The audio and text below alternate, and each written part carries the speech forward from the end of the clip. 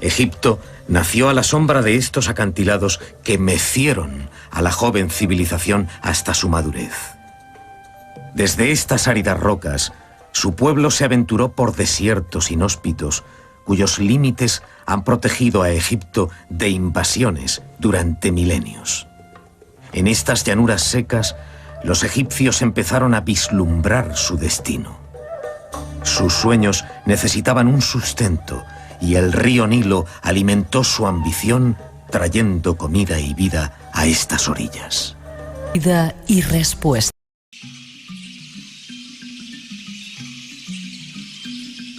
Ahí están nuestras intenciones. No os perdáis los invitados que llegan, que nos queda solamente saludarles. ¿Os ha gustado la introducción? Muchísimo. Muy bonita. Preciosa, preciosa. Teresa Bedman, primero te saludo a ti, ¿cómo estás? Hola, muy buenas noches. ¿Digo tu currículum cortito o el largo? Es cortita. Vale, egiptóloga, profesora de egiptología en el Instituto de Estudios del Antiguo Egipto, directora, junto a tu compañero, el doctor Martín Valentín, del proyecto Visir Amenhotep. Y eres... Espera, tengo por aquí más datos, es increíble, ¿no? Hiciste estudios de geografía e historia, egiptología, y tienes mucha experiencia en esto de Egipto, ¿no? Bueno, nunca se termina de tener experiencia en Egipto. Siempre, constantemente hay que estar renovándose. Y fíjate que hemos hablado a veces de Egipto y siempre hay cosas sorprendentes ahí, ¿verdad? Siempre, siempre.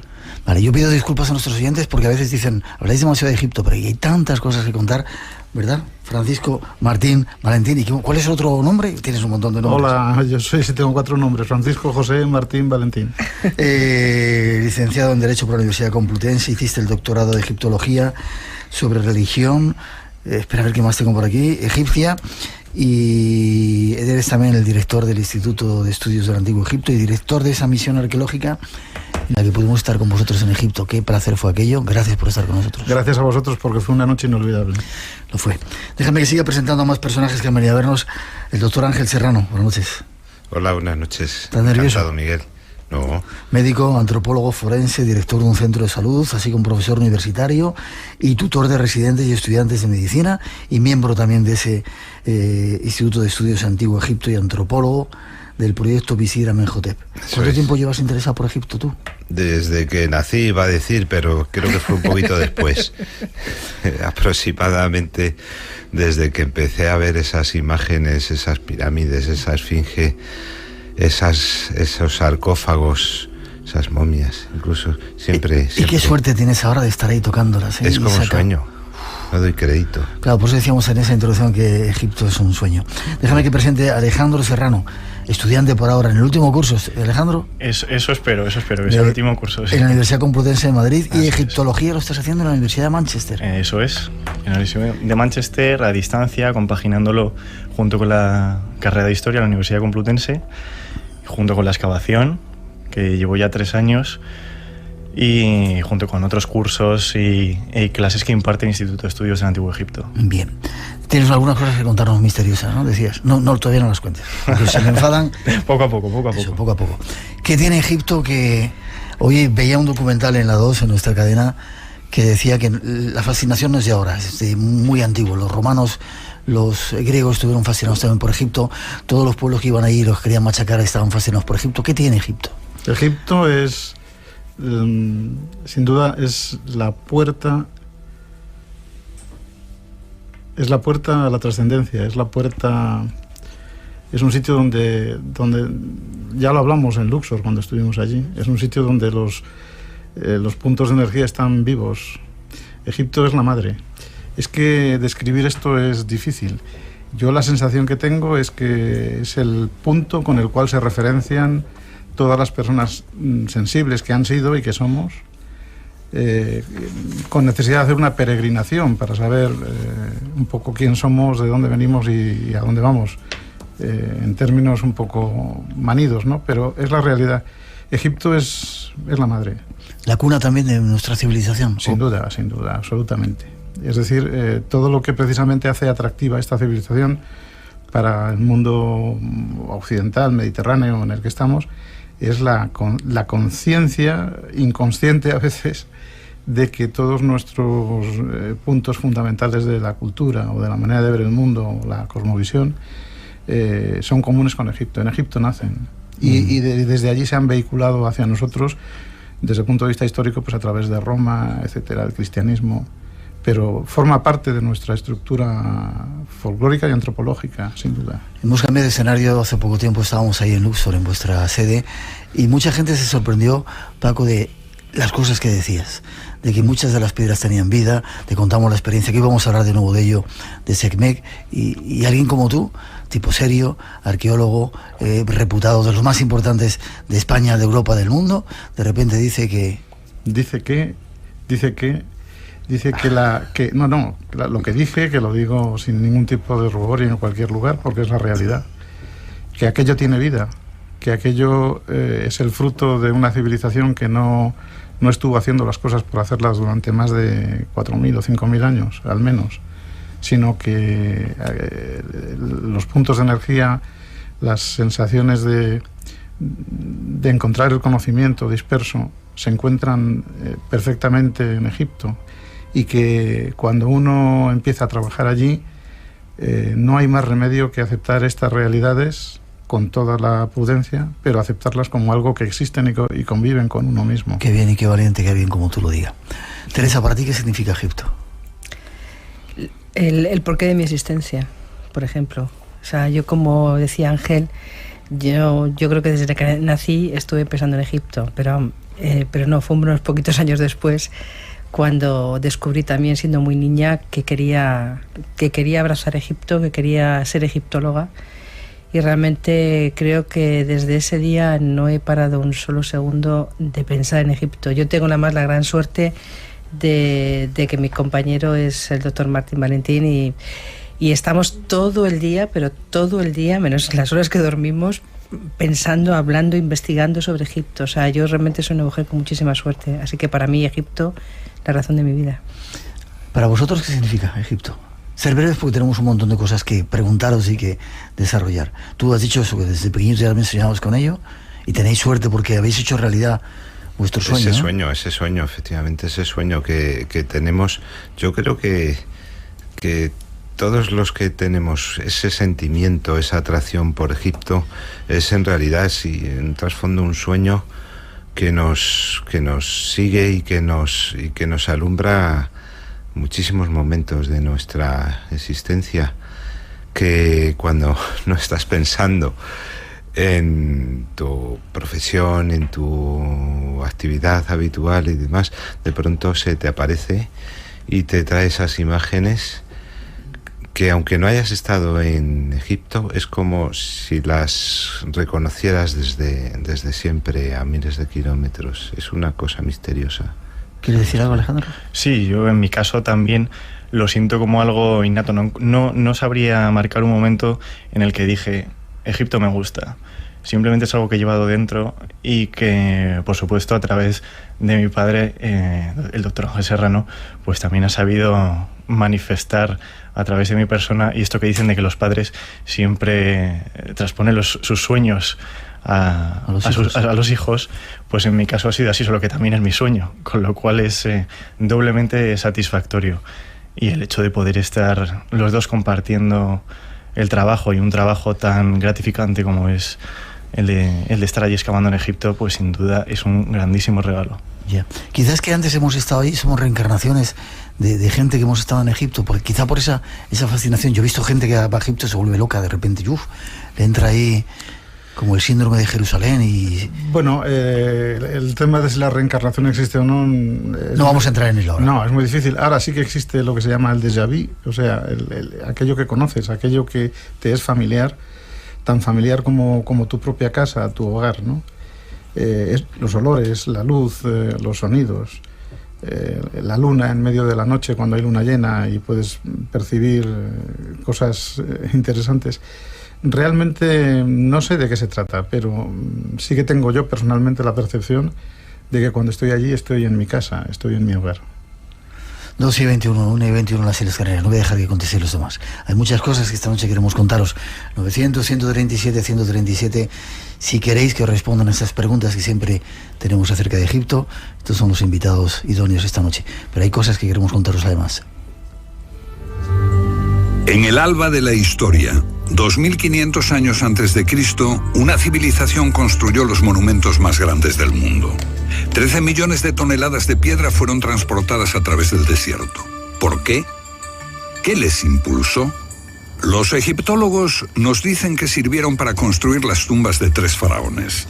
Robert Boal, escritor e investigador británico nacido en Alejandría, pasó muchos años de su vida bajo la sombra de estas pirámides. En los últimos 20 años ha estado investigando su significado en las estrellas y en los mitos. Al principio había oscuridad y un océano de caos. De allí emergió una colina y sobre esta se alzó el sol, Ra. Entonces el ave Benum, el fénix, levantó vuelo y puso el mundo en movimiento. En aquel lugar estuvo la ciudad sagrada de Heliópolis, en torno a un pilar coronado por el sagrado Ben-Ben, el símbolo. Que había que barrer el Sáhara para encontrar los orígenes de Egipto. Sí. Me lo explique, por favor. Sí, vamos a ver. Hace un momento estábamos comentándolo el doctor Serrano, Teresa y Alejandro. Realmente el hecho es que la egiptología se ha ocupado muy poco hasta ahora de lo que es la prehistoria de Egipto. Ahora está empezando a haber algo. Sabemos, por ejemplo, que el curso del Nilo ha variado a lo largo de milenios. Y sabemos, desde el punto de vista de la técnica arqueológica, que si quieres conocer las etapas más antiguas de la civilización, tienes que descender como en un ascensor, valga la expresión, excavando. Entonces, estos factores hacen que quizás hasta ahora no haya sido viable encontrar los datos que nos permitan encontrar el eslabón perdido entre la prehistoria y la historia en Egipto. Pero todo nos dice que, porque conocemos que el Sáhara fue una zona fértil, eso lo sabe todo el mundo, en el Neolítico, y que en un momento determinado la desecación del Sáhara obliga a que las poblaciones que allí estaban se vayan acogiendo al río que entonces existía, que era otro Nilo, que iba por otro lugar, no como ahora, que abría el curso, y que allí llevaron unos esquemas, unos clichés culturales que ya tenían acuñados de milenios, porque están bien demostrados en los desiertos de Libia y Argelia. Hay cuevas como las de Tassili u otras, que un egiptólogo llamado Toby Wilkinson ha documentado muy bien, donde se ven los mismos barcos que se ven luego en Nagada, en las vasijas, las mismas palmeras, los mismos animales. Bien, quiere decirse que este proceso llevó milenios, pero que ha debido quedar documentado muy abajo, muy en lugares que probablemente hoy sea el desierto por donde discurrió el Nilo. Te decía aquella noche en Luxor que sería necesario excavar el desierto del Sáhara para tener las evidencias arqueológicas documentales que permitiesen arquitecturar toda esta historia. Yo estoy seguro de que es así, no yo solo, sino Toby Wilkinson, muchos otros. Yeah. Y eso es lo que no tenemos. Tenemos simplemente los datos históricos y ligeramente prehistóricos, muy cortos, de lo que hay justo en el Valle del Nilo tal y como lo conocemos hoy. Pero no sabemos lo que hay antes. Sí, en milenios. Ya, algunos dicen que hay un espacio en blanco, un tiempo perdido en la historia de Egipto, y de repente surge, ¿quién fue el primer rey? El rey... Según la lista de Manetón, Narmer-Menes, pero hoy efectivamente sabemos con las excavaciones que han estado llevando el Instituto Arqueológico Alemán en Abidos, que se han empezado desde Werner Kaiser hasta ahora, pasando por Gunther Dreyer y otros eminentes egiptólogos alemanes. Se ha propuesto la reestructuración de las dinastías, y esa caja que nos dio Manetón con las 32 dinastías, ha habido que romperla por delante, y estamos hablando de dinastía 0, de la dinastía 00, de la dinastía 000. ¿Por qué? Porque están encontrando nombres, listas reales, en pequeñas etiquetas de marfil o improntas de sellos cilíndricos, de cilindros sellos, que nos dan nombres de reyes que no estaban en la lista de Manetón. Por tanto, ¿cuál es el primer rey? Todavía no lo sabemos. Ya, ¿y el rey escorpión o eso es una leyenda? No, el rey escorpión no es que sea leyenda. El rey escorpión se confunde a veces con uno de los reyes de fundación de la unificación, pero depende de de dónde se encuentren y qué lecturas tengan las etiquetas para decir. El rey escorpión probablemente existió también, igualmente. Lo que pasa es que se le confunde con algún otro rey en algún momento por las documentaciones existentes. Y según los datos que tú tienes, podéis intervenir cualquiera, Teresa, quien quiera. ¿Es un solo pueblo o son muchos pueblos que vienen del Sáhara huyendo de la sequía, que se reúnen allí y de repente hacen ese imperio tan... Hay 3 aportaciones geográficas claras. Una del desierto del Sáhara, del occidental, otra del Nilo, en su curso desde el interior de África, y otra aportación a través del corredor sirio llamado sirio-palestino, el Sinaí, de poblaciones semíticas. Por tanto, estos 3 elementos culturales acaban coincidiendo en el curso del Nilo, y esto es un hecho que se repite a lo largo de la historia de Egipto siempre. Por tanto, es una multiculturalidad. El tema racial no es de uso ahora, pero con muchas aportaciones étnicas. Yeah. ¿Y qué traían para ser tan potentes y de hacer esa civilización de repente que florezca de esa manera tan poderosa? Pues los del Sáhara, desde luego, una cultura milenaria, muy avanzada, desde luego, en el cultivo y en la navegación y en la caza. Los del Delta Oriental, en contacto con Sumeria, ni más ni menos, con el Sumeria, quiero decir, el Mesopotamia, el creciente fértil con dos grandes ríos, el Éufrates y el Tigris, que también fueron focos de cultura muy potentes. Y el Nilo trayendo pues culturas del interior de África que todavía están por estudiarse. Es decir, todo en conjunto un gran potencial. 2:28, 1:28 en las Islas Canarias.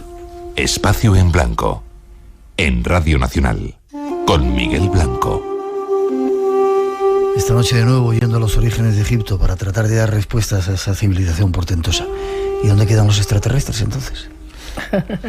Los extraterrestres, como tú conoces muy bien la zona de las pirámides, seguro que has estado más de una vez en ese barrio de los obreros de las pirámides, sí, que descubrió Marlene, ¿no? Pues ahí encuentras un montón de esos, entre comillas, terrestres extraños, ¿no? Exactamente, con grandes fracturas en la espalda, en los brazos, en las piernas, de haber cargado mucha piedra.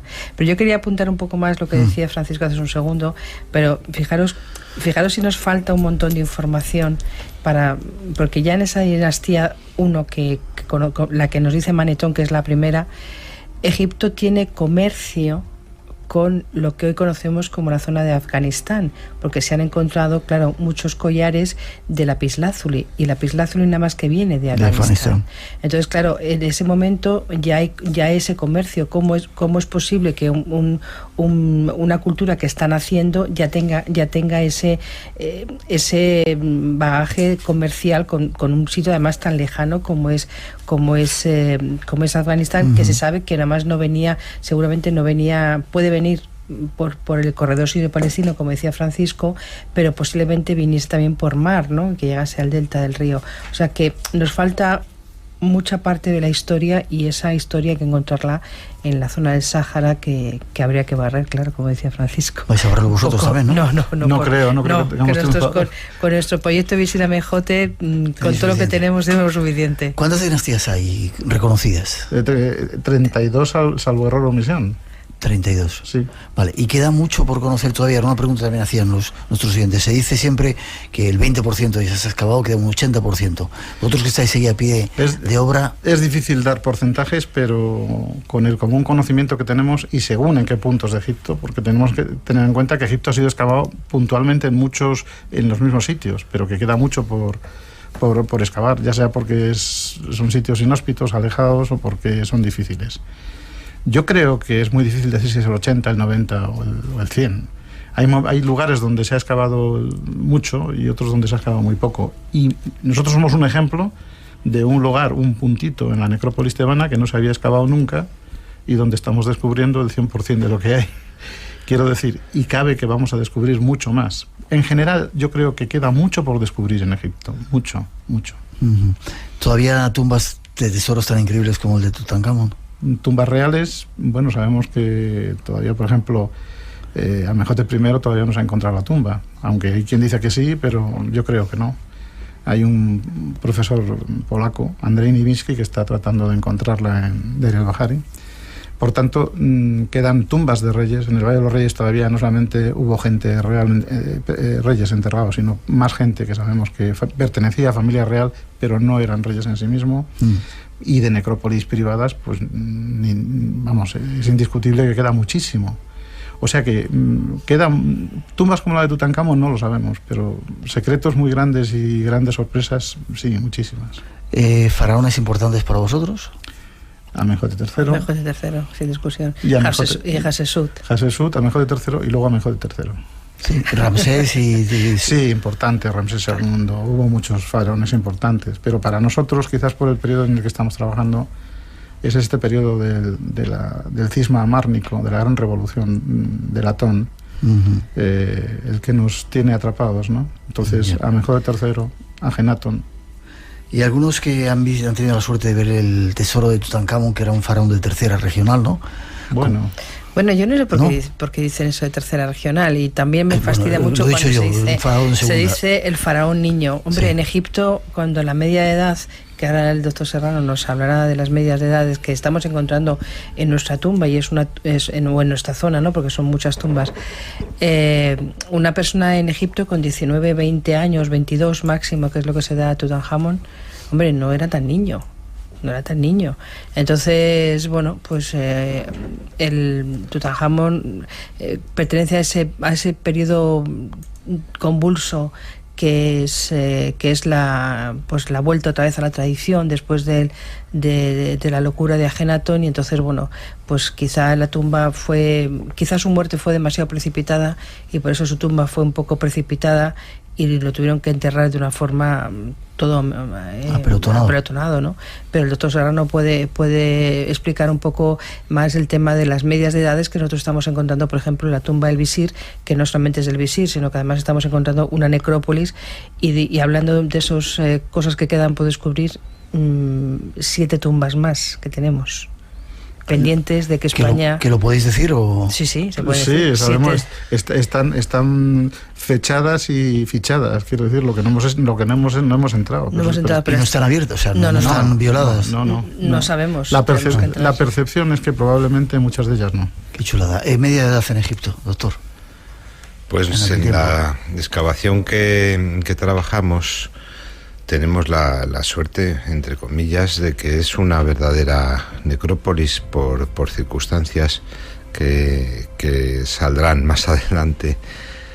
O específicamente, si me dejáis explicar, la tumba pertenece a un visir de suma importancia en un periodo crítico histórico, y que bueno, pues fue una especie de mártir en su momento, en su época, con lo cual posteriormente, a lo largo de décadas, siglos posteriores incluso, mucha gente de importancia, gente acomodada, quería enterrarse en la zona. Cerca de él, claro, para estar más cerca de él, más allá, para aspirar a su santidad, digamos así.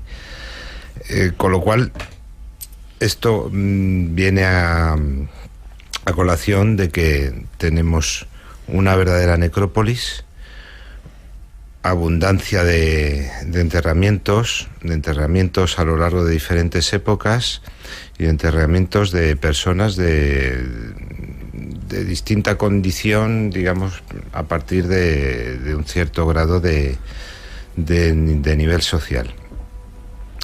Lo que estamos extrayendo como datos fundamentales de nuestros estudios es que efectivamente la media de edad, aún así, a pesar de que son gente pues con buenos hábitos, bien alimentados, bien cuidados y tal, no va mucho más allá de lo que ya se conocía en estudios previos, que tampoco hay tantos, un par de ellos más serios, en torno a los 40 y pocos años de edad, con lo cual efectivamente Tutankamón con 20 años estaba en un periodo ya de madurez, de adulto, para lo que se llevaba en la época.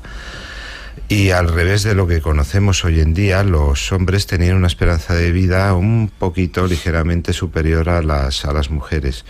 No hay que olvidar, lógicamente, que la salud materno-infantil, los partos no seguían unas reglas higiénicas no adecuadas, con lo cual las mujeres alcanzaban un poquito menos de esperanza de vida. Vale.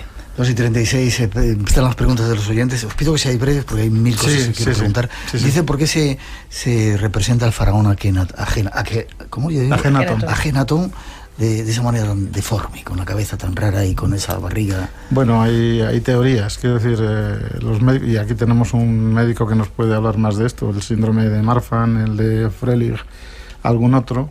Es decir, parece que él no era normal físicamente y quiso mostrar su anormalidad física como una prueba de que vivía en la verdad, como dicen sus nombres. Aquel que vive de la verdad. Yeah. ¿No era un extraterrestre entonces, doctor? No. Yo estoy trasladando cosas que la gente piensa. No era un tipo efectivamente, todas esas cosas se pueden explicar científicamente. Sí, no hay que olvidar que igual que pasa un poco en nuestra historia reciente, contemporánea, en aquella época más, los matrimonios consanguíneos eran muy frecuentes, las uniones entre hermanos, entre primos, todo ello hacía que este tipo de enfermedades, este tipo de deformidades pues abundaran, ¿no? Yeah. Que consecuentemente para dar salida a esas deformidades, pues se buscasen explicaciones de tipo religioso, de tipo sagrado, de tipo que les llevase a estar un peldaño por encima del resto de la sociedad. 2:38, 1:38 en las Islas Canarias. Seguimos, hay más cosas que queremos contaros. En la lengua egipcia antigua, el concepto de Dios se expresaba con el término Netzer.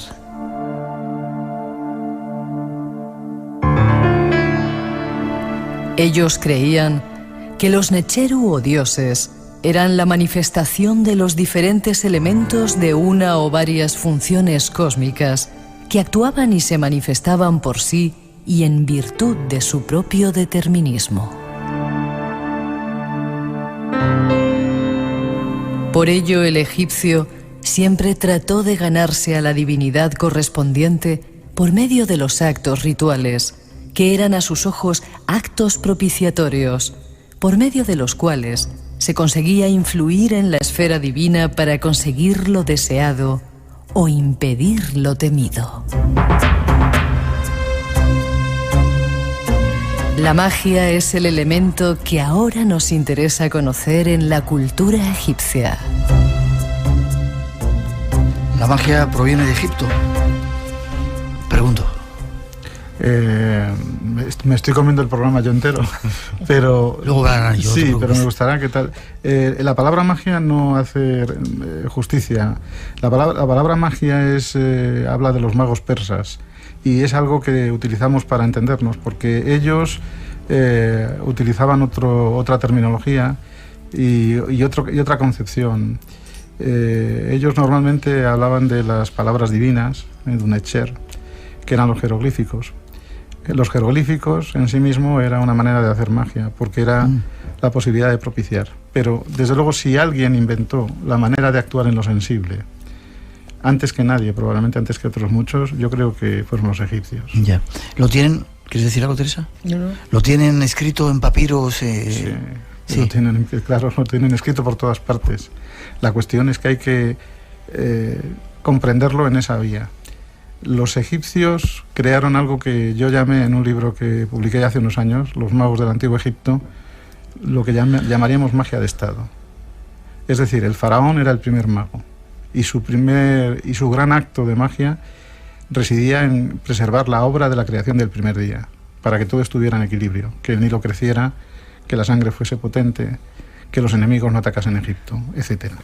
Y detrás de él todos los sacerdotes. Por tanto, ellos no concebían la magia como una superchería, sino como una manera de actuar desde lo sensible a lo no sensible, como se ha dicho hace un momento en la introducción, para propiciar los Netzeru. Que sería efectivo, porque si no, no lo harían, ¿no? Yo creo que sí. ¿Ya hacían sacrificios? Bueno, es decir, es difícil. En la época prehistórica probablemente se hacen sacrificios. Los sacrificios de sangre se hacen en los templos, más que nada, y en las tumbas, en los enterramientos, para dar las ofrendas al difunto o a los dioses. pero sí que es cierto que hay elementos muy curiosos y muy misteriosos, como por ejemplo el misterio, se me ocurre ahora, del tequeno, que a lo mejor Teresa puede hablarnos un poco de él en los enterramientos. El tequeno es un extraño... se ven, seguramente tú ahora mismo, cuando yo te digo lo que es, seguramente has reparado por ejemplo, si te acuerdas de la tumba de Ramose, por ejemplo, vemos en la procesión esa funeraria que hay como una especie de hombre agachado en forma fetal, metido dentro como una especie de saco negro, ¿no?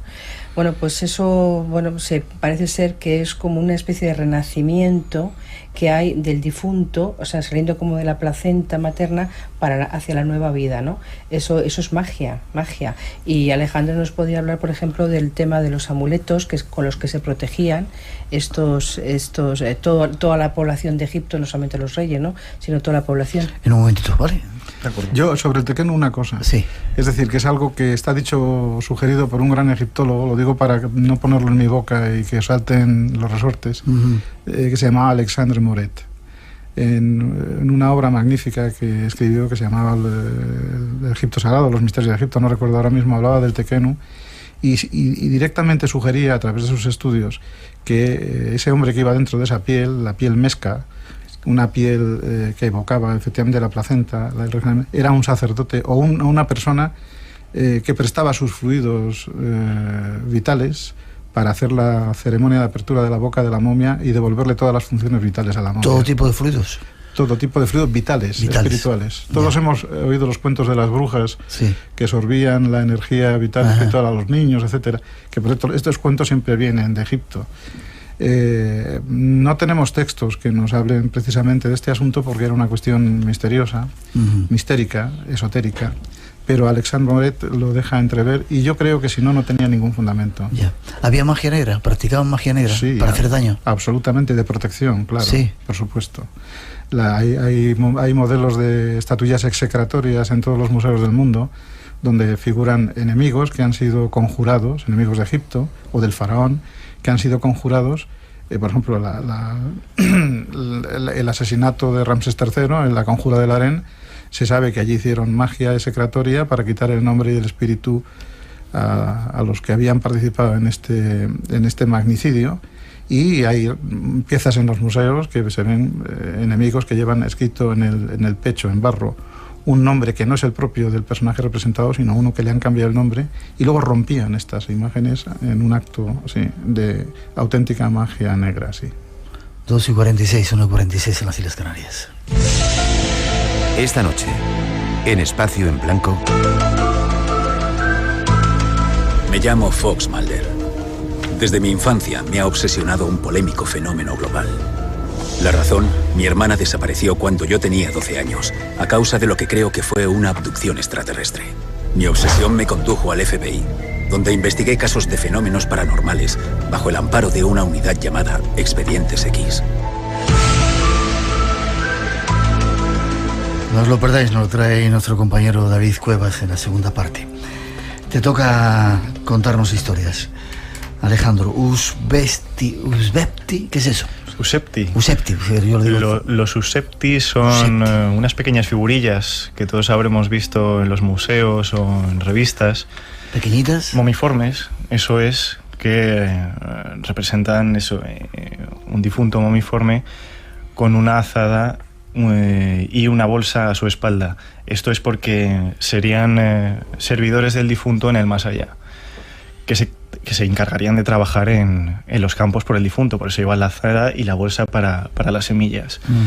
Y generalmente llevan también un escrito que corresponde al capítulo 6 del Libro de los Muertos, sobre el cual se habla de cómo ese Usepti trabajaría por el difunto en el más allá. Eso es también un trabajo mágico, digamos, ¿no? Porque como hemos hablado, a través de la escritura, que eran palabras de los dioses, al leer esas letras, efectivamente, del Libro de los Muertos, pues eso adquirirías un verdadero valor. Ya. ¿Y dónde se encuentran estas estatuillas? ¿En las tumbas? Sí, claro, son parte del ajuar funerario y es muy habitual encontrarlos dentro de cajas específicas para Useptis. Al principio se colocaba uno hasta que ya en época, pues digamos, de segundo periodo intermedio, ¿no?, de la dinastía 22 aproximadamente, se llega a colocar un Usepti por cada día del año. Es decir, que habría 365 Useptis, uno para que trabajase por el difunto en cada día. Aquí tengo una definición que dice: los que responden se llamarían. Sí. ¿Se llaman así? Sí, es una raíz que dice el que responde a la llamada. Porque además la invocación del capítulo 6, como dice Alejandro, comienza de esa manera: Oh Usepti, si soy llamado a hacer los trabajos que me corresponden en el campo de Osiris, o en los campos de Osiris, tú responderás por mí, heme aquí. Magia pura. Sí, claro, son las figuras de sustitución, las figuras de cera que se encantan, el vudú. Pero en este caso estaban encantadas, estaban armadas, según la creencia de los egipcios, para a la invocación del dueño responder, convertirse en trabajadores de carne y hueso y hacer esos trabajos, como decía Alejandro, que le correspondía hacer al difunto en el reino de Osiris. Vale, Alejandro, no quiero que se me pase. No sé si quieres decir algo más de esto. Pregúntame. Quiero que me cuentes esa historia que te ha pasado. ¿Tiene que ver con la magia o...? Bueno, no es una historia, sino simplemente es un cúmulo de percepciones, ¿no? Yo creo que, como dice más o menos la frase al principio del programa, yo estaba en una situación, digamos, antes de ir a Egipto, en la que no encontraba mi camino, que no me hallaba personalmente, no me realizaba. Y fue desde el momento en el que fui a Egipto en el que empecé a sentirme yo. Es como si hubiera estado aletargado, digamos, y cuando fui a Egipto desperté. Entonces, bueno, eso es lo que quizá hablábamos antes un poco de la reencarnación. Yo no quiero llegar hasta ahí, pero sí quiero decir que, igual que Francisco, yo cuando estoy en Egipto me siento como en casa. Yo, hablando un poco del mundo sensible, sin faltar, por supuesto, al mundo académico, que no tiene absoluto nada que ver, yo cuando estoy allí, pues digamos que tengo sensaciones y percepciones que me hacen sentir que muchas cosas de las que están allí ¿ya las has vivido? Me pertenezcan, sí. Ah, te pertenece. O ya las he vivido, llámalo como quieras. No quiero llegar hasta ese punto. Simplemente es lo siento así. Es una experiencia personal.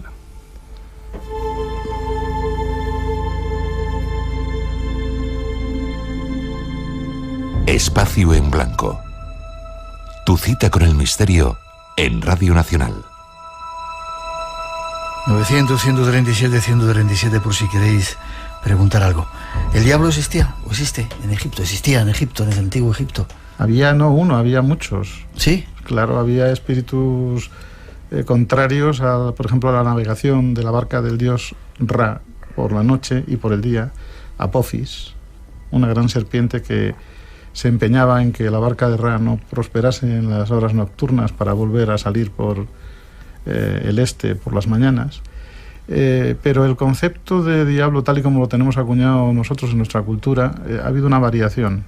Yo creo que el cristianismo recibe del mundo egipcio esa iconografía del mal como algo que perturba el orden creado, quiere destruir el orden creado, y en nuestra cultura se le dan otros sesgos a través también del mundo hebraico, judaico, pero el diablo, como la figura que tenemos, Satán, como lo tenemos nosotros establecido, o en el Corán, no lo concebían ellos igual. Todo lo que atentase el orden primero de la creación, la Ma'at, era el Isfet, y el Isfet, el desorden, era el mal en sí mismo. Yeah. Este mal colectivo puede configurar lo que nosotros entendemos como demonio o como diablo. Teresa, ¿me miras? ¿Quieres decir algo? No. Vale. Dioses, ¿por qué tenían tantos dioses? Un batiburrillo de dioses que parece un poco los animistas, ¿no? En cada sitio, cada cosa era un dios. El mar, el agua. De todas formas, vamos a ver, esto es la pregunta sería mejor: ¿los egipcios creían en un dios o en múltiples dioses? ¿Los egipcios creían en un dios o en múltiples? Vamos a ver, yo creo que la gente de los iniciados, porque había una casta sacerdotal alta, los iniciados creían en un dios, en un único dios. Único. Esto yo me lo explico muchas veces como en el mundo cristiano, por ejemplo, con las vírgenes. Virgen María hay una, pero hay muchas en todos los pueblos, cada uno tiene su virgen, ¿no? y es el mismo principio. Los egipcios creían en un principio de divinidad, lo que pasa que tenía muchas manifestaciones, entonces para ellos le ponían nombre porque propiciaba algo, porque era de la zona, había muchos dioses Horus, porque era el hijo, o sea, era como decía Francisco en su momento, o sea, era el principio de la creación, o sea, la creación había habido un hombre y una mujer que eran los primeros dioses, y de ahí habían salido más, ¿no? Entonces la humedad, el Shut, el Nut, o sea, todo esto finalmente había dado 4 hijos que eran los que conocemos como Osiris, Isis, Set y Neftis, ¿no? Entonces realmente es un principio. Nosotros estuvimos trabajando entre el año 2000 y el 2008 en el proyecto Senemut, que era Senemut fue el arquitecto de la reina Hatshepsut, ¿no? Por eso cuando te decías que reyes, Hatshepsut. Y hay un texto buenísimo, maravilloso, que tuvimos la suerte de poder traducir, y realmente la frase habla así como hoy aquellos sacerdotes puros que vais a venir, vosotros que creéis en Dios, no dicen los dioses. O sea, eso nos quiere decir que en Egipto había una cierta élite donde creía en ese principio divino. Vale, y el más allá, ¿dónde les viene esa idea, esa creencia absoluta en el más allá y prepararse para él y toda esa serie de cosas antes de entrar en las momias, que lo veremos enseguida? Desde un punto de vista muy simple, primero porque yo creo que es algo que lleva internamente el ser humano en cualquier sitio del mundo, no es propio de Egipto, en todos lados siempre hay, digamos, ese deseo en la trascendencia, en la supervivencia, en la trascendencia. Pero claro, cuando conoces Egipto comprendes que ellos estarían deseando de volver a nacer en un sitio igual que Egipto, lo más parecido. De manera que en general, las creencias de los egipcios en el más allá, primero el rey, aunque tenía un destino celeste en las estrellas para convertirse en una estrella imperecedera, pero luego la gente común tenía aspiración a convertirse en Osiris, que fue como evolucionó, para seguir viviendo en un mundo muy parecido a lo que era Egipto. Por ejemplo, el libro del Amduat, que describe el mundo subterráneo, es un libro importante, funerario de los que hubo, describe el mundo subterráneo como el propio Egipto, con un río que se llama el Urnes, en este caso, que discurre como Egipto, tiene los mismos gnomos, se atribuye todo lo mismo. Yo creo que en el fondo ellos tenían tanto amor y tanto cariño por su país, por su tierra, por su luz, por su río, que soñaban con volver después de muertos. La salida a la luz del día, el libro de los muertos, no reside más que en la capacidad mágica de volver a ver los sitios donde estuviste antes, cuando estuviste vivo sobre la tierra. Ya, en 2 minutitos que nos quedan, ¿de dónde surge la construcción de las pirámides? ¿Dicen que como reflejo de la montaña primigenia? O... Sí, la colina primigenia. La colina. Los textos de las pirámides nos hablan claramente de este tema, sí. Y hay muchas evocaciones que nos hablan de este asunto, ¿no? Las pirámides evocan desde luego esa primera colina de la que se supone que creó el dios Atum. Creó todos los seres al principio de la creación, según la cosmogonía heliopolitana. También dicen los textos de las pirámides que evocan las escaleras que suben hasta el cielo, por donde puede subir el espíritu del rey para convertirse en una estrella imperecedera. Ambas formas son válidas, quiero decir. Vale, y son los primeros que construyeron, aunque ya había antecedentes en Persia de los zigurats. Pero Persia, los zigurats, los zigurats no son de Persia propiamente dicho, son de Irak, de la zona de Irak. Sí, Irak. Parece que desde el punto de vista cronológico sean más antiguas las pirámides. Sí. Quiero decir, sí, parece que sí. Vale.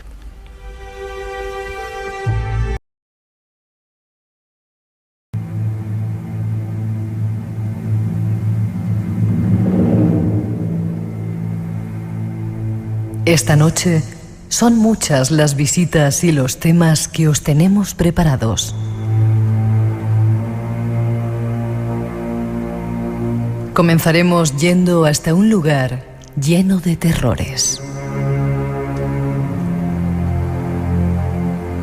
Se trata de las casas encantadas. Nuestro refugio personal a veces puede convertirse en una pesadilla. Ha ocurrido y ocurre mucho más de lo que creemos. Y esta noche nuestro primer invitado nos dará pruebas de ello.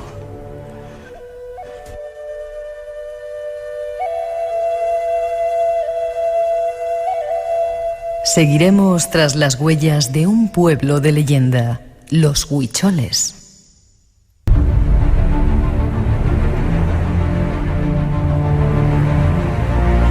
Esos son los temas que os hemos preparado para esta noche, siempre con la recomendación de que no os lo perdáis, no os los perdáis. Nos vamos ahora hasta Barcelona para saludar a nuestro primer invitado, Iván Mourín. Buenas noches, Iván. Buenas noches. Hola, buenas noches, Miguel. ¿Cómo estás? ¿Qué tal? Muy bien, escribiendo un rato. ¿El qué? Escribiendo un rato. Ah, escribiendo un rato. Escribiendo, sí, para no perder el ritmo. Bien, déjame que te presente. Diplomado en criminología, has trabajado como técnico especialista en anatomía patológica, escritor, y últimamente has sacado un libro que se llama Anatomía de las Casas Encantadas, que te han dado el premio Enigmas. ¿Por qué las casas encantadas? He leído en esta introducción, Iván, que no te ha pasado nada raro en esa casa donde estabas con tus abuelos.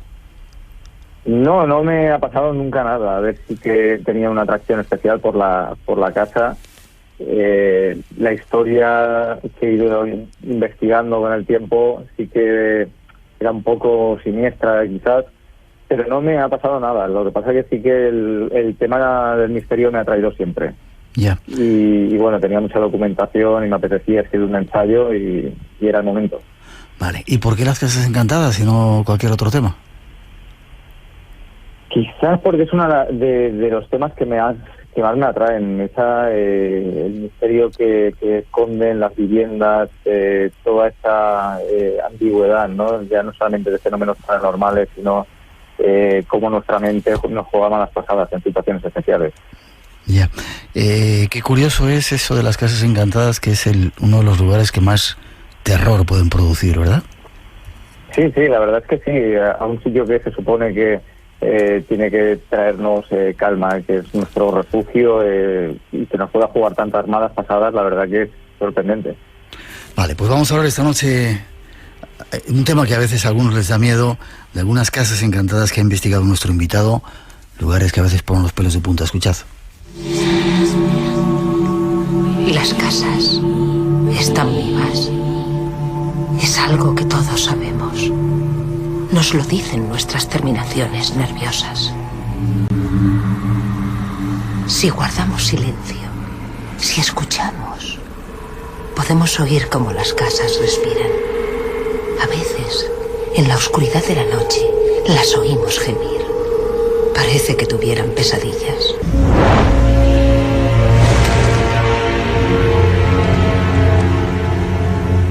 Una casa buena nos mece y nos consuela. Pero si es mala, nos llena de un desasosiego instintivo. Las casas malas nos detestan y nos atraen con engaños. A ese odio ciego hacia nosotros es al que nos referimos cuando hablamos de una casa encantada.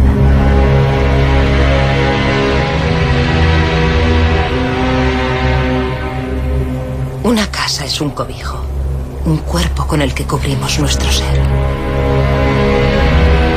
Del mismo modo que nuestros cuerpos envejecen nuestras casas.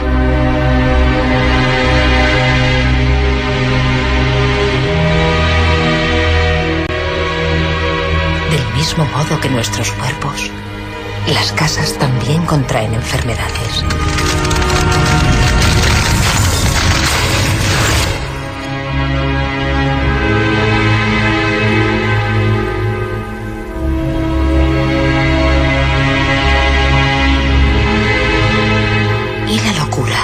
Si en su interior viven personas que han perdido el juicio, ¿no se impregnan de esa locura sus habitaciones, sus paredes, sus pasillos, su propia estructura?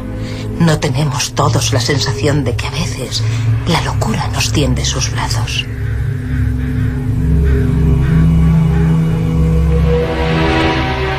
No nos referimos a eso cuando decimos que una casa es inquietante y está plagada de espíritus.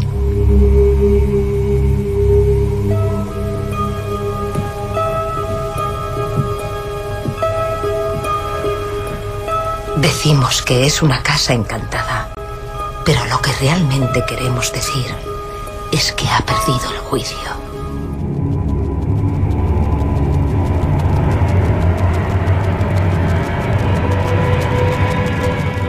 Hablamos esta noche de casas encantadas.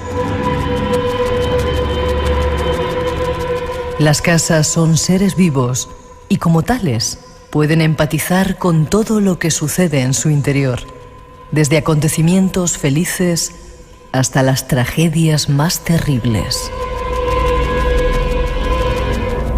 Esto último puede dañarlas y hacer que se sitúen en una posición defensiva y de agresión.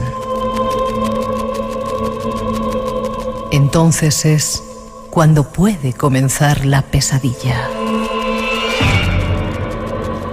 Esta noche nos visita un investigador que ha realizado un profundo estudio sobre las casas encantadas. Escuchemos lo que nos cuenta. Ahí está la introducción, y si habéis vivido estáis viviendo algún fenómeno en una casa encantada, poneros en contacto con nosotros. 900-137-137 es el teléfono. Iván, dime una cosa, las casas, ¿qué es una casa encantada? ¿Cómo se podría definir? Pues una casa encantada, una definición general que a todos encontrarán familiar, sería lo que es una vivienda o un edificio afectado por diversos fenómenos de carácter paranormal, ¿no? El estereotipo que más podemos relacionar es la casa antigua, incluso abandonada, con un pasado siniestro. Lo que pasa es que, claro, todo esto va mucho más allá. O sea, no tiene por qué ser una casa antigua, puede ser un piso totalmente nuevo, una casa con lo último en tecnología, que puede estar afectada por toda clase de tipo de fenómenos. Ya, hay muchos más casos de lo que parece, ¿verdad? Pues la verdad es que sí. Hay muchos que es cierto que tienen una explicación, pero la verdad es que es sorprendente que los que hay que no saber dar una explicación real de lo que puede estar pasando. ¿Qué diferencia tiene con las infestaciones o el hecho de que haya un fantasma o los poltergeists? ¿O todo puede confluir en una casa encantada? Eso sí que es algo que sí que hay que diferenciar, ¿no? O sea, cuando se habla de casa encantada normalmente se relaciona con, pues eso, ¿no? Con una posibilidad de un fenómeno, de fantasmas, infestaciones demoníacas, maleficios, que incluso a veces están más relacionados quizás con un objeto y eso que posee ese objeto acaba como expandiéndose en el hogar. Pero el poltergeist, aunque sí que hay quien cree que es una entidad en sí misma, está más relacionado con lo que son, pues eso, las psicorragias, ¿no? Esa fuerza violenta y descontrolada que quizás todos poseemos en el interior y que puede afectar, pues, a nuestro alrededor, ¿no? En objetos, etcétera. Más producido por una persona, ¿no? Viva, que vive, está en el contorno de la casa, ¿no? Y dime una cosa, hay quien dice que muchas de estas historias se desencadenan por pequeños juegos, ¿no? La Ouija, o tratar de comunicarse con ese más allá y de repente abres puertas que pueden hacer entrar cosas extrañas. Pues sí, quizás la curiosidad, que eso es algo que caracteriza mucho al ser humano, y luego el desconocimiento, el hacer ciertas prácticas que no... que quizás por pasar el rato, más que realmente por descubrir qué es lo que hay. Y es el mayor error, además ya no solamente la Ouija, sino por la serie de juegos que han ido apareciendo, algunos realmente antiguos y que se han ido descubriendo con el paso del tiempo, a otros que se han llegado a inventar sin ningún resultado paranormal al final, ¿no? Por suerte, como por ejemplo el caso de Lisa 666, que era a través del ordenador. Que al final se demostró que era una broma. ¿Repite el nombre? Lisa 666. Ya. 2:20, 1:20 en las Islas Canarias.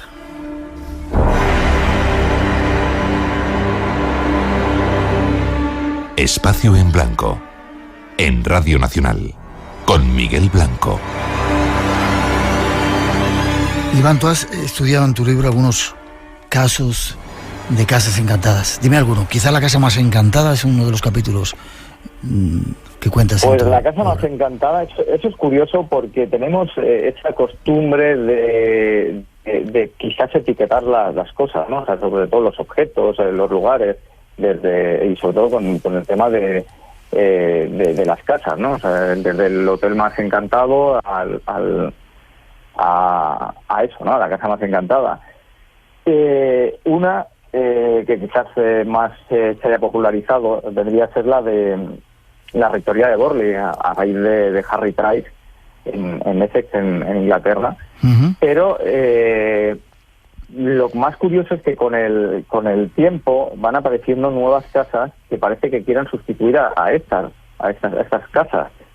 Y hay una que también coincide que está también en el condado de Essex, que el apodo de la propia casa es la de la jaula.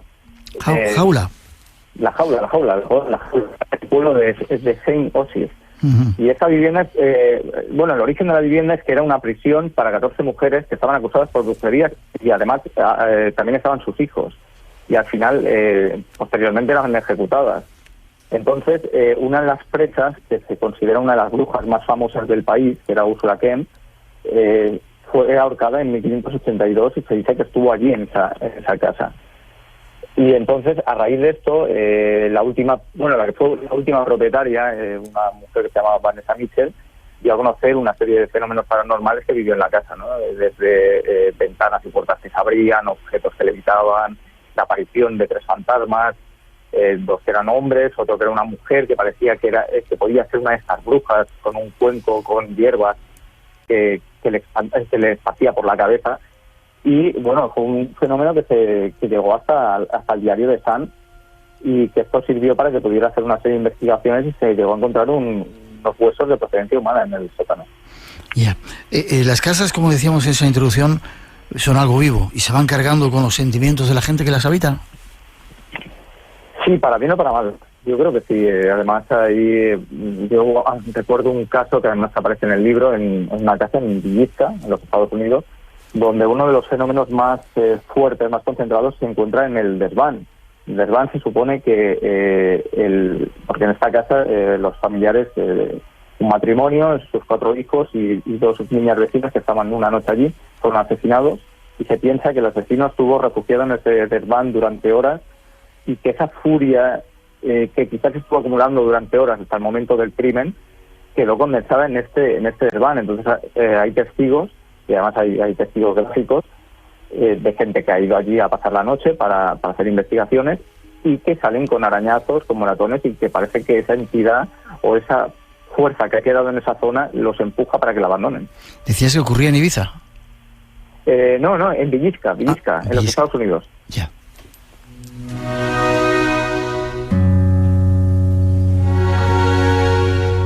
Hay más casos que cuentas aquí en tu libro, Liza o Laisa 666. ¿Qué era esto? ¿Qué es esto? Pues Liza era es un juego inventado por un chico mexicano, Omar Tobar, que quiso demostrar que era capaz de contactar con un espíritu que se llamaba Liza a través del emulador MS2. Lo que pasa es que luego se demostró que era un truco para atraer a jóvenes, a investigadores, para llamarles la atención. Y la verdad que es curioso cómo llegamos a crear algunas historias de este tipo, ¿no? Además, el sustitutivo de ese juego de aquella época, porque es previo a la DSL, en los 90, existe hoy en día en una web, Peter Answer o Pedro Responde, y tiene una funcionalidad muy similar. Y la verdad que es muy curiosa, sobre todo para tomar el pelo a la gente. O sea que hay muchos, en esa investigación que has hecho, llegas a descubrir muchas casas que son fraudes o juegos que se involucran en las casas que llegan a ser un fraude para llamar la atención. Sí. En el libro lo que he querido es tanto mostrar la parte más creyente de estos fenómenos, la parte más seria, la parte donde hay investigadores realmente buenos que se dedican a esto y han podido demostrar que hay fenómenos reales, a la parte más escéptica, es decir, pues la posibilidad de dar alguna explicación a muchos de estos fenómenos, ya pues por ejemplo en casos de un modo patológico o de un modo psicológico en caso de las personas. Ya. El hombre del Palomar, ¿qué es este caso? El hombre del Palomar lo conocí a raíz de un amigo, porque el problema que hay es que cuando sobre todo empiezas como algo nuevo en este campo, es difícil que la gente esté más dispuesta a explicarte sus historias, ¿no? Quizás por lo que puedas pensar y todo eso. Entonces era a través de un amigo, nos conocimos en la adolescencia, veraneábamos juntos en la Costa Dorada, y casualmente vivía en la calle Carretas, en el Raval de Barcelona, que era la misma calle donde vivía una tía mía. Y en el siglo XIX, principios del XX, habían palomares en las azoteas, era algo habitual. Entonces, él me... Espera, que se nos corta un poco la comunicación, Iván. Sí. Sí, se nos había cortado un poquito la comunicación. ¿Hablamos de palomar? Sí. No, que bueno, a raíz de este amigo de Marcel, que vivía en la calle Carretas del Raval, me explicaba que venía un día que se había metido a jugar con los amigos en el edificio donde vivía, pues a jugar a las canicas, a las chapas, lo típico de la época. Además coincidía que había caído un tormento. Cuando estaba llegando a su casa, sintió que había visto, que subía hacia la azotea un hombre que no le sonaba en absoluto de haberlo visto con anterioridad. Más un hombre que con barba larga, con un traje bastante antiguo, y que parecía como si no le prestara atención, o sea, como si realmente no lo viera al niño, o sea, como si no viera a Marcel. Entonces decidió seguirlo y hasta la azotea, y vio que el hombre había llegado además a una velocidad asombrosa para lo que él había subido corriendo las escaleras para seguirlo, hasta un palomar que él no sabía que tampoco existía ese palomar, ni siquiera sabía que él estaba casi seguro que sus padres tampoco lo sabían porque nunca se lo habían mencionado. Y esta presencia, porque él lo consideraba como una presencia, llegó a aparecérsele 2 veces más, hasta que un momento el niño llegó a enfermar de meningitis. Entonces explicó el caso y los médicos lo primero que le dijeron es que podía ser un aviso de la enfermedad, un tipo de alucinación generada por la infección, porque él además lo decía que era como si al hombre lo envolviera como un aura pero de polvo, o sea, polvorienta. Y como pasó meses en el hospital, casi se olvidó del tema, y un día pues subió a la azotea, ya era más mayor, tenía 14 o 15 años, se subió a la azotea para hacer unas fotografías de la ciudad, y donde antes había el palomar, por lo que habían eran unas antenas de televisión, pero sí que hubo algo que le recordó en ese mismo momento a esta presencia, que fue un olor a alcohol de friega, porque él lo decía que cada vez que lo veía le venía ese olor, y además el sonido de las palomas. O sea, que realmente él sí que creía que tal vez era un aviso de la enfermedad, pero él estaba totalmente convencido de que esa presencia había sido real. 2:29, hablando esta noche en esta primera parte de Casas Encantadas. Hay más todavía. Abre un libro. Hola, soy Manuel Seara, director del programa de divulgación científica A Hombros de Gigantes. Todos los que me escucháis sabéis que no hay nada mejor que un buen libro. A mí me gustan, como no, los de divulgación científica, pero sobre todo los ensayos y la novela histórica. De muchos guardo un grato recuerdo, pero si tuviera que aconsejar uno de ellos, solo un libro, me quedaría con El médico, de Noah Gordon. Pero, ¿por qué quedarse solo con uno? Radio Nacional de España con la lectura.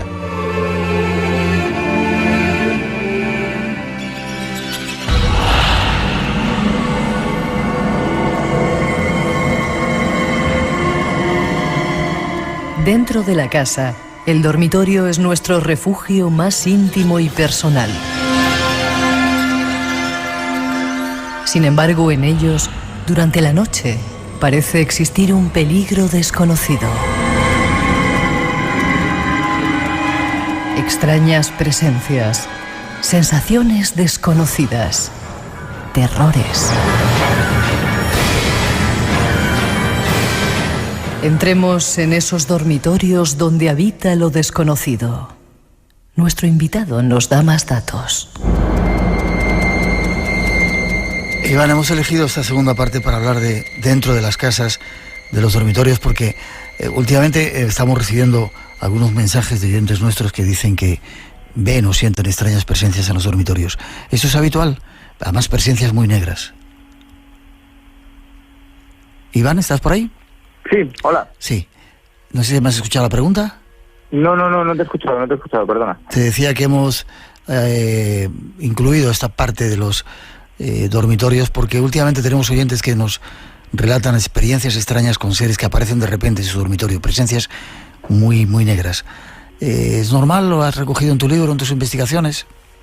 Sí que he recogido parte en un capítulo que se titula así, Dormitorios, y sí que hay por ejemplo, una de las entrevistas que hice que estaba en relación con una experiencia de Ouija, que la chica inmediatamente, poco después de hacer la experiencia Ouija, sí que comentaba que notaba una presencia en la habitación y que llegaba a ver una figura oscura, como precisamente estás comentando, o sea, como muchos casos que están apareciendo. Una figura oscura que permanece siempre en diversos puntos de la habitación, pero que además llegó un momento en que podía incluso verla durante el día. Pone los pelos de punta esto, ¿eh? Pues sí, la verdad es que sí. Nuestro peor enemigo es uno de los capítulos que tú tratas en tu libro. ¿Quién es nuestro peor enemigo? ¿Nosotros mismos, quizá? Nosotros mismos, eso sin duda. En ese capítulo lo que hablo es de un caso relacionado con un poltergeist de 1935 que hubo en el barrio de Gracia, en Barcelona, precisamente en la calle Francisco Giner. Y que, los propietarios del piso, era un piso bajo, durante unos días, fueron muy pocos días, fueron 2 o 3 días, una serie de fenómenos, ¿no? Lámparas, muebles que se movían solos, cuadros que se descolgaban, relojes que se llegaban a detener. Claro, el ruido llegaba a ser tan grande, además siempre era por la noche, que al final la Guardia de Asalto tuvieron que intervenir. O sea, acudían al sitio y parece que todo tenía una relación con uno de los hijos, lo que hablábamos antes sobre el tema de los poltergeist. Y lo llegaron a llamar el duende de Barcelona en relación al duende de Zaragoza, porque claro, además habían tenido muy poca distancia en el tiempo, o sea, uno fue en el 34, el otro en el 35. Preguntan, tenemos muchas preguntas de oyentes, dicen que ¿cuál es la casa encantada más importante de nuestro país o que tú hayas investigado? Quizás una de las que yo he podido estar, por lo menos por la zona, es la Casa de las 7 Chimeneas, es una de las más populares. Aquí en Madrid, el Ministerio. En Madrid, sí, en Madrid. Quizás por toda la leyenda que hay detrás, ¿no? Una leyenda sobre asesinatos, sobre fantasmas que recorren los tejados alrededor de estas 7 chimeneas, Felipe II de por medio, y luego más apariciones, luego apariciones de cadáveres en diversas obras que hacen posteriormente en las reformas, o sea que es un caso muy interesante. Vale, preguntan también los síntomas de una casa encantada, si hay síntomas comunes. Síntomas comunes, pues depende, o sea, hay un tipo de escala para este caso de fenómenos, el de los más bajos y elementales que venía a ser pues cambios de temperatura, olores, a quizás los fenómenos más violentos, estos fenómenos agresivos. Todo dependería, me imagino, que del caso. Vale. Del caso en sí. Hay un caso que me has dicho que íbamos a comentar de un niño en el que está involucrado, un niño casi para terminar. Cuéntamelo. Pues este es un caso que conocí a raíz de un amigo, de Antonio Neto, del Ministerio de la TCI. Y es un caso que trata de un niño que... Bueno, la historia en sí le vino a través de un conocido que le hablaba sobre una familia que tenían un niño pues un poquito menos de 2 años, que llevaba varias noches que en mitad de la noche pues se despertaba llorando, algo bastante típico, ¿no? Los niños que puedes considerar pues eso como terrores nocturnos, pero lo que a la familia le extrañaba era que el niño había empezado a tener una conducta bastante extraña y que tenía pues una mirada que hasta les daba miedo. Entonces pues bueno, además se le juntaron ruidos en la casa, sonidos de pasos que no sabían de dónde podían venirles. Entonces el padre llegó un momento en que dijo, bueno, pues voy con el niño para intentar calmarlo una de estas noches, y se acuesta con el niño en el dormitorio, y entonces es cuando al apagar la luz nota una presencia extraña que describe como una especie de cráneo con unas tiras que pemen y que cuelga del techo. ¿Lo veía el niño? No, lo veía el padre. El padre. O sea, era el padre ya el que veía esta presencia. Entonces es cuando decide pues contactar con una sensitiva, con una amiga suya, y esta es la que dice que la casa tiene una entidad maligna, que tiene una fijación por el niño, y opta por ponerle una cruz de Caravaca bendecida con un broche en la parte trasera del pijama para que el niño la tenga, sobre todo en las noches, que es cuando más nervioso está. Lo que pasa que, claro, la historia empeora. Ellos deciden irse unos días para ver si la cosa mejora, pero el niño igualmente empieza otra vez con llantos. En la casa aparecen unas manchas que al investigarlas, Antonio Neto, él dice que esas manchas es caramelo, que no le encuentran nada sospechoso. Lo que pasa que a la hora de hacer una psicofonía sí que empieza a encontrar cosas realmente raras en la casa, es decir, unas voces que no cuadran con nadie de la familia. Luego la actitud del niño que todavía empeora más, tiene que intervenir un sacerdote. O sea, la verdad es que la historia es bastante siniestra. Ocurría en Barcelona, dices.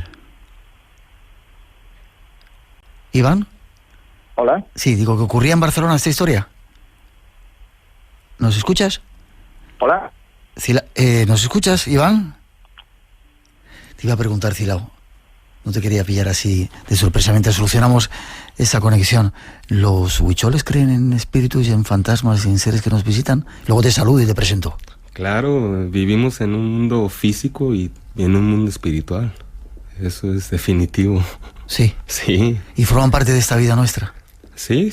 Es precisamente cuando realizamos nuestros cantos, muchos de los cantos pues vienen de nuestros antepasados. Entonces, vivimos en un mundo físico, espiritual y astral. No os perdáis a este invitado que llega enseguidita. Vamos a ver si recuperamos a Iván y nos despedimos casi de él. ¿Iván? Hola. Sí, parece que tenemos problemas. Están los espíritus. Sí, con la línea, sí, fatal. Los espíritus ahí. Casi para terminar.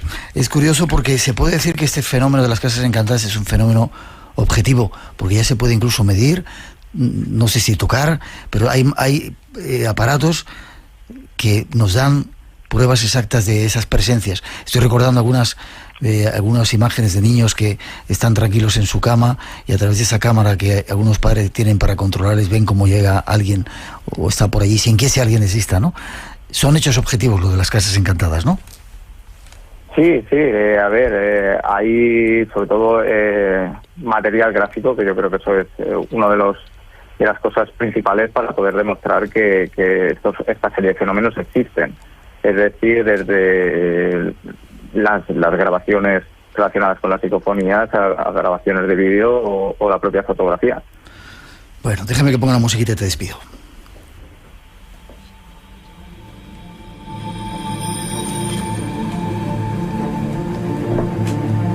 Iván, Anatomía de las casas encantadas. ¿Forma de contacto contigo si alguien quiere conectar contigo? Iván Mourín. Sí, pueden hacerlo a través del correo ivan@ivanmourin.com. Sí. O a través de Twitter @ivanmourin. Gracias por haber estado en nuestro programa. Que no te pille nunca, no tengas que vivir en una casa encantada de estas raras. Muchas gracias. Fuerte abrazo, buena noche. Un abrazo. Hasta luego. Buenas noches.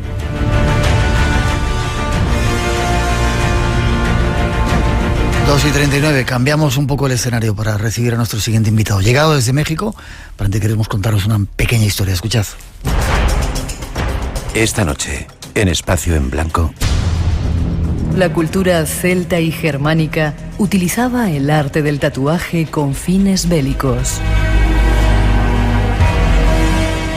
Los japoneses tatuaban figuritas de barro que acompañaban a los difuntos en su camino al paraíso.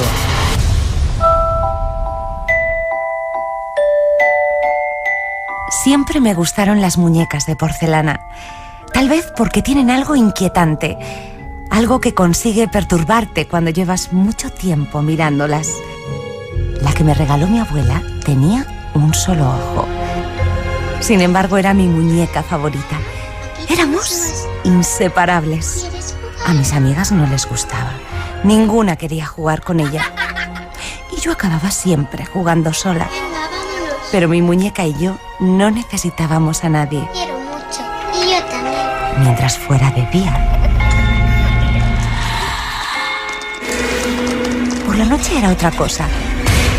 Tenía que encerrarla. No podía dejar que me arañara y me dijera esas cosas tan feas. Lo comprenden, ¿verdad?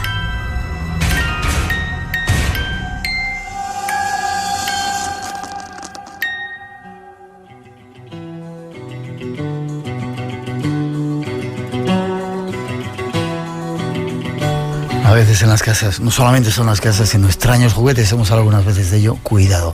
2:41, 1:41 en las Islas Canarias. Qué placer y qué honor también para nosotros tenerte en el programa de nuevo. Ha sido un año increíble después de que nos vimos la última vez. ¿Verdad? Y el que nos espera, ya verás tú. Y los que nos esperan. Si Dios quiere. Eres embajador cultural de los huicholes. Soy el embajador cultural de la Riviera Nayarit. De la Riviera Nayarit. Y uno de los puentes hacia el mundo Huirrárica o Huichol, como lo conocen ustedes. Estaba bien esto que hemos contado, Huirrárica. Huirrárica. Exactamente. Estuvimos allí el año pasado, desgraciadamente tú no estabas.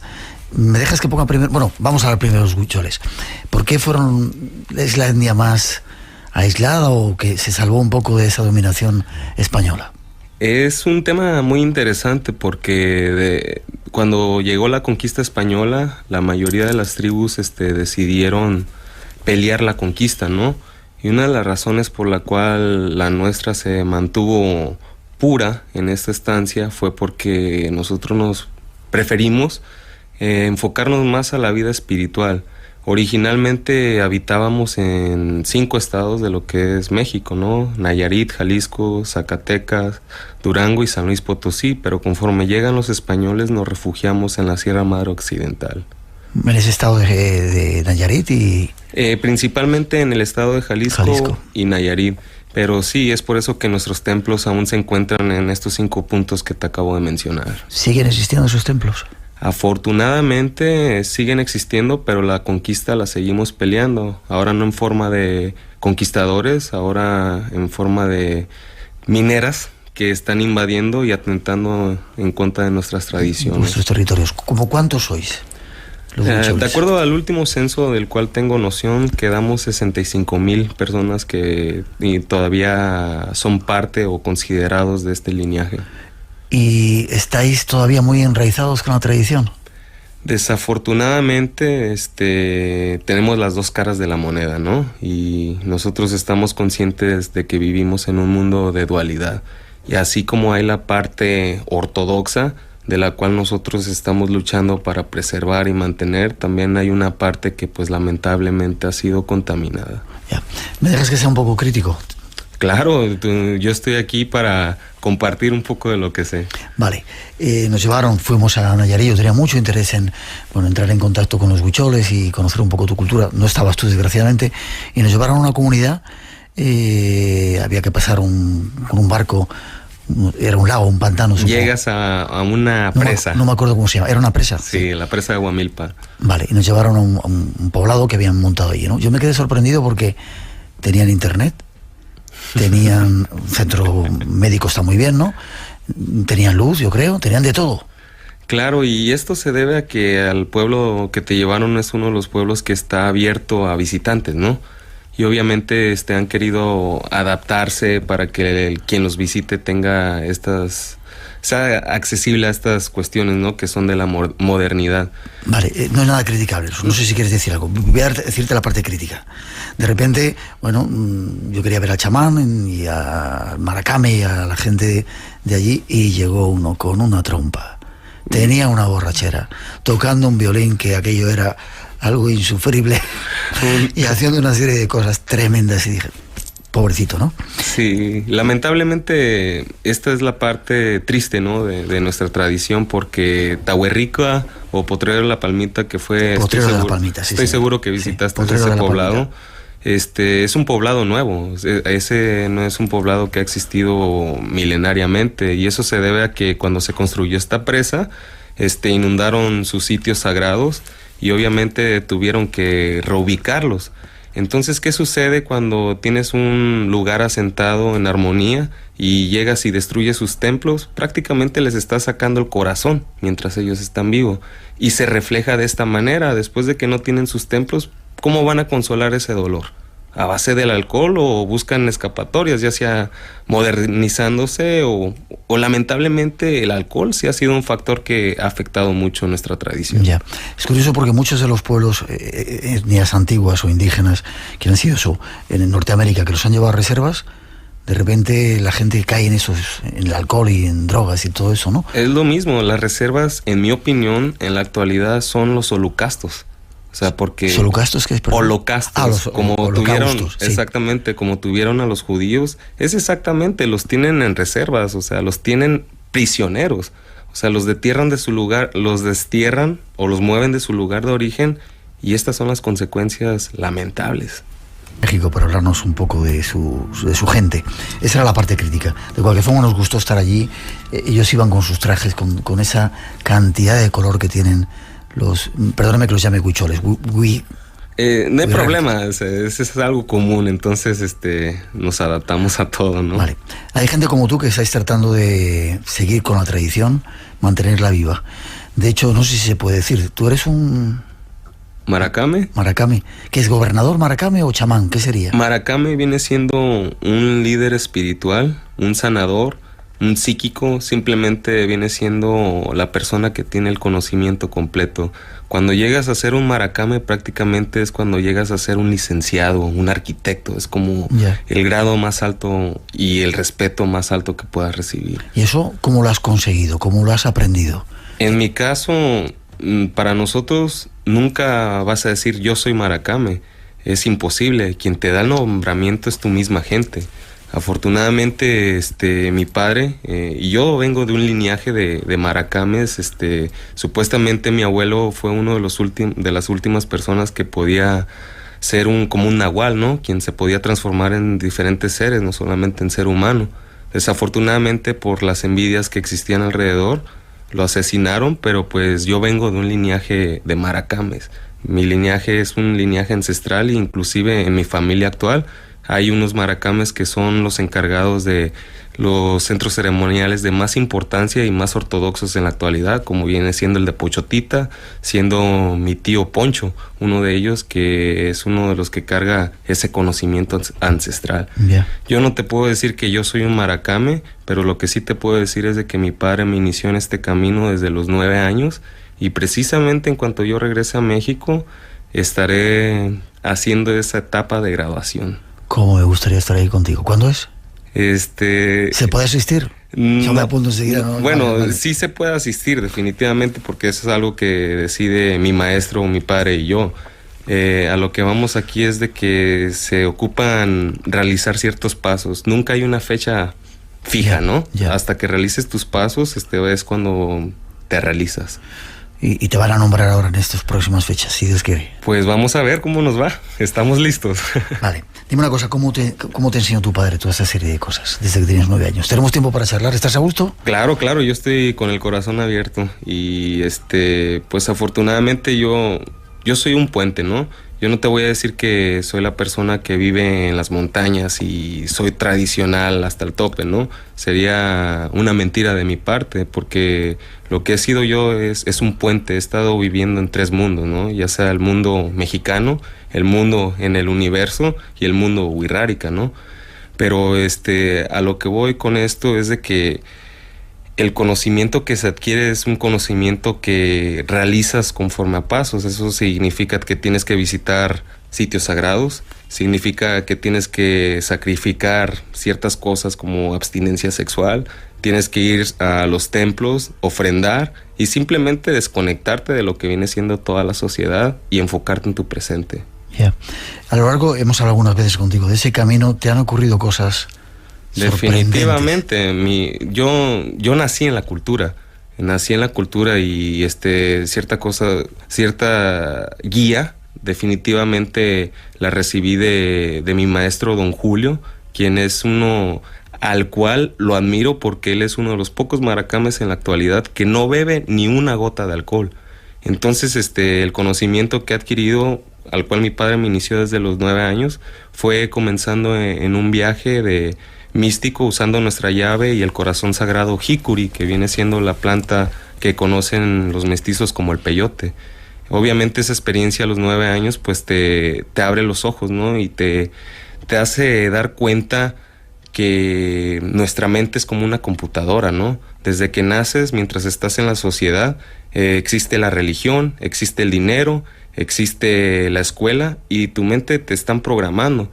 Entonces lo que hace esta medicina, esta llave, remueve todas esas cortinas y te hace ver el propósito de la vida, te hace ver que necesitamos vivir en un mundo de armonía. que cosas tan significantes como una hormiga tiene un propósito para estar vivo. Entonces es como un balance, una armonía. En vez de sentir el aire, ves las ondas del aire. Entonces lo único que te hace, no alucinas, porque te hace ver la realidad, te hace ver que un árbol respira, te hace ver que todos somos humanos, indiferentemente seas blanco, negro, musulmán, lo que seas, al final de cuentas somos humanos y de una u otra manera somos células viviendo en un solo cuerpo, que es la Tierra.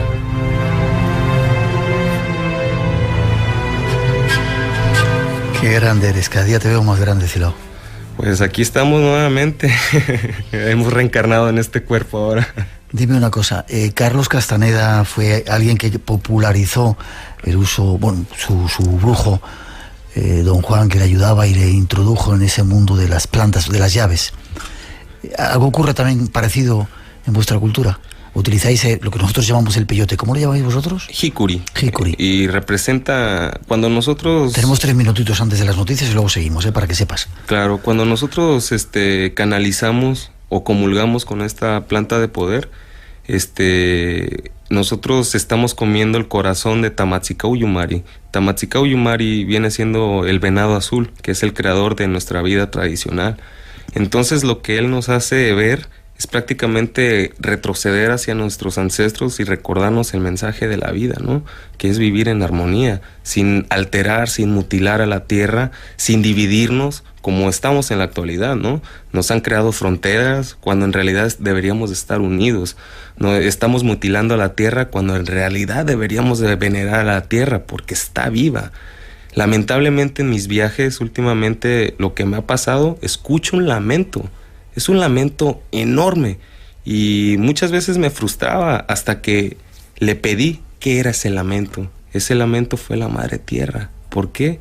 Porque ella es la única testigo desde que nacemos hasta que morimos. Nos nutre, nos da el aire, nos da el agua, nos da la felicidad. Y sin embargo, somos tan inconscientes de no poder agradecer cada día. Entonces lo que hace esta llave es simplemente recordarte cosas tan sencillas que hemos olvidado en la humanidad y en la actualidad.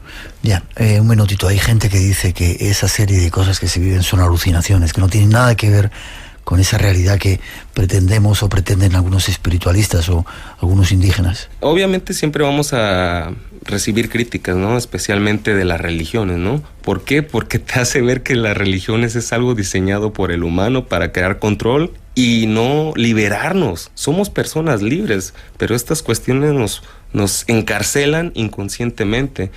Yo te puedo decir que cuando alucinas, estás usando metanfetaminas, estás usando heroína o cualquier cosa que es creada por el humano. Cuando usas estas plantas de conocimiento, no hay adicción y no hay alucinación. ¿Por qué? Porque un árbol está vivo.